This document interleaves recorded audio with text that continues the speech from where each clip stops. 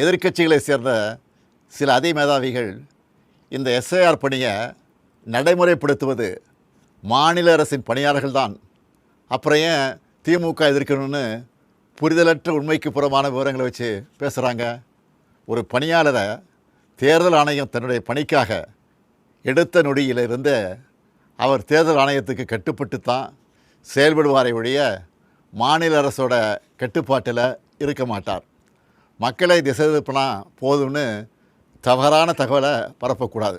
என்னத்தையாவது பொய்ய சொல்லி எஸ்ஐஆரை எப்படியாவது நடத்திடலாமா, ஏழை எளிய மக்களுடைய வாக்குரிமையை நீக்கிடலாமான்னு எதிர்க்கட்சிகள் நினைப்பது வேதனைக்குரியது.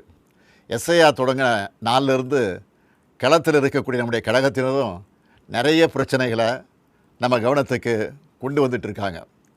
பிஎல்ஓக்கள் வர்றதில்லை, வந்தாலும் போதிய அளவு கணக்கீட்டு படிவங்களை கொண்டு வர்றதில்லை, ஒரு நாளைக்கு 30 படிவங்களுக்கு மேலே தர்றதில்லை. இந்த லட்சணத்தில் ஒரு தொகுதியோட இஆர்ஓ 3 லட்சத்துக்கு மேற்பட்ட கணக்கீட்டு படிவங்களை இத்தனை குறுகிய கால அவகாசத்தில் எப்படி கொடுத்து வாங்குவாங்க?